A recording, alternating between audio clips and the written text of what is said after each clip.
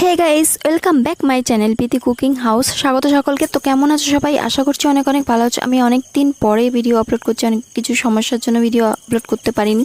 তো আজকে তোমাদের দেখাও, বাচ্চাদেরকে দেখো কত সুন্দরভাবে বাড়িতে যদি এরকমভাবে বানিয়ে দেওয়া যায়, ওরা বাইরের খাবার কিন্তু খেতেই চাইবে না। আজকে তোমাদের সাথে শেয়ার করতে এসেছি পিৎজা, যেটা আমি শুনেছি কিন্তু জানি না কেমন খেতে হয়। আমি প্রথমবার ট্রাই করলাম, কিন্তু খেতে কিন্তু অসাধারণ হয়েছিল। এরকম সিম্পলভাবে দেখো, এখানে আমি একটা সেদ্ধ আলু নিয়ে নিয়েছিলাম, এখানে একটা পেঁয়াজ কুচি করে নিয়েছিলাম ভালো করে। তার মধ্যে দেখো জিরের গুঁড়ো, ধনে গুঁড়ো, স্বাদ মতন চিনি, লবণ, লঙ্কার গুঁড়ো দিয়ে ভালো করে মিশিয়ে নিলাম সেটাকে। আর এখানে দেখো ব্যাটারটা দিয়েছিলাম, এখানে দিয়েছিলাম 1 বাটি সুজি, 3 চামচ মতন দই দিয়েছিলাম, টক দই, জোয়ান, লবণ, স্বাদ মতন, একদম সামান্য অল্প একটু চিনি দিয়ে আমি কিন্তু 15 মিনিট মতন রেখে দিয়েছিলাম ঢাকা দিয়ে।